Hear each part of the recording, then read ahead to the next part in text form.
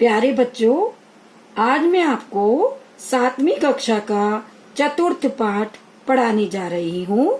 प्रस्तुत पाठ में बच्चों के हास्य बाल कवि सम्मेलन का वर्णन है।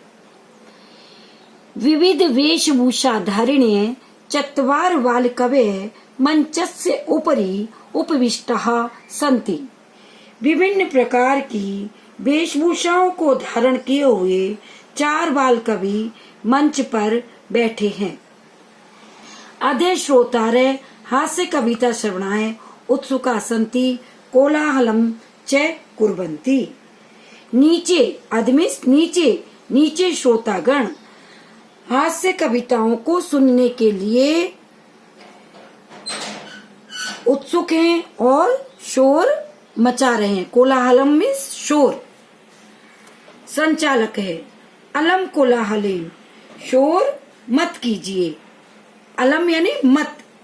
अद्य परम हर्षस्य अवसरे यत् अस्मिन् कवि सम्मेलने काव्यहन्तारः कालयापकश्च भारतस्य हास्य कवि धुरंधरा समागतः।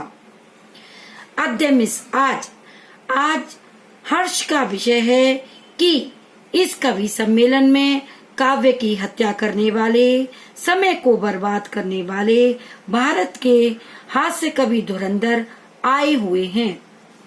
एहि करतल ध्वनिना वयम एतेषाम स्वागतम कुरु।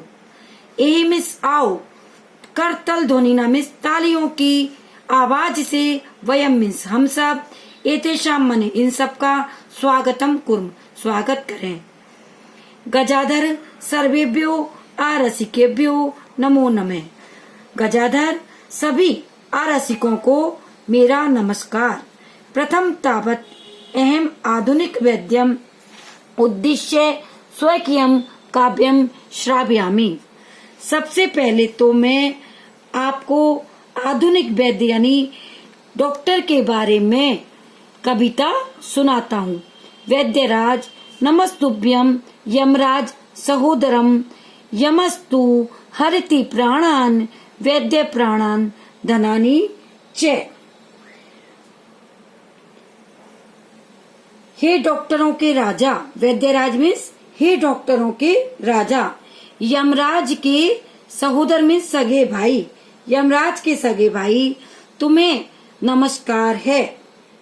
यमराज तो सिर्फ प्राणों को हरता है, परंतु वैद्य तो प्राण और धन दोनों को हरता है।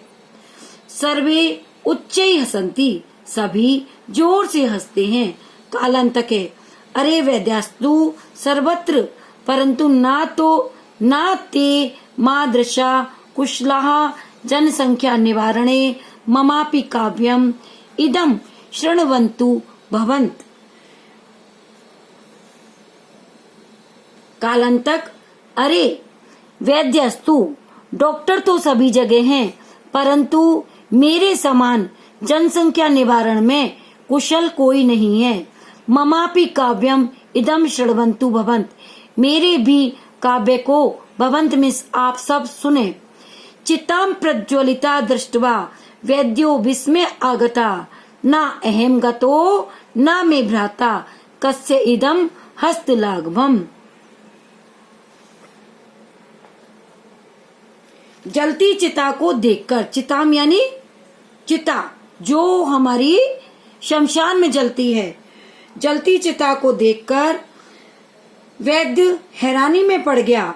ना तो मैं गया और ना मेरा भाई, यह है किसके हाथ की सफाई। अर्थात ना तो मैं मरा हूँ, मैंने मारा है, और ना मेरे भाई ने, तो ये किसके हाथ की सफाई है। सर्वे पुनः हसन्ति, सभी दोबारा से हंसते हैं। तुंदिले तुंदस्य उपरि हस्तम आवतर्यन, तुंदस्य उपरि हस्तम आवतरम। तुंदिल मतलब जिसका पेट मोटा होता है उसको बेटा तुंदिल बोलते हैं। तोंदु, तुंदिलो अहम भो, मैं तोंदु हूँ। ममापि इदम काव्यम श्वेताम, मेरे भी इस काव्य को सुनो।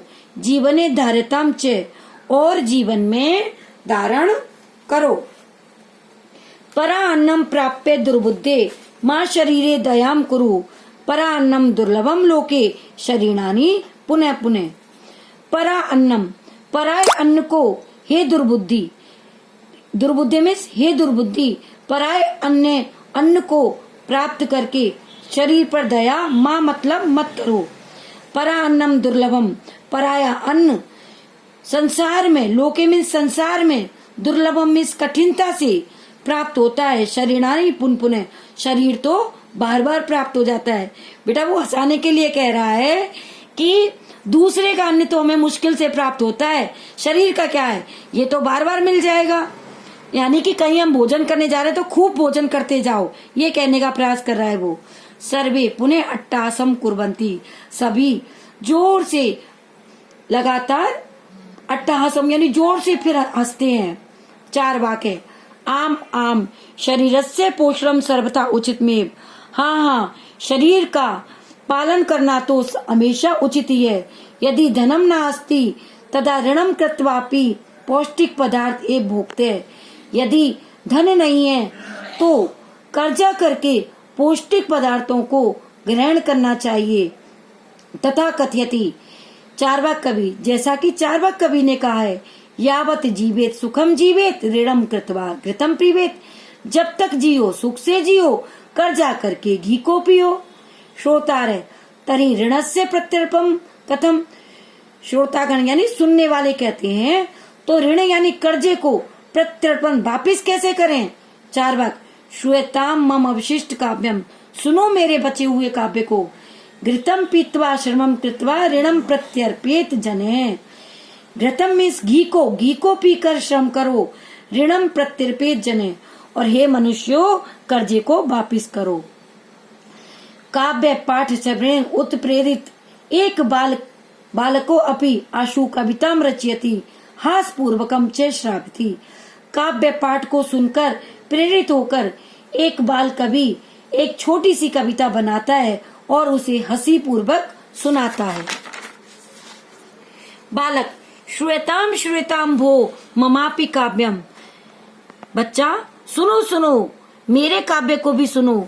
गजाधरम कविम चाएव तुंदिलम भोज्य लोलुपम कालांतकम तथा वेद्यम चार्वाकम चे नमामि अहम।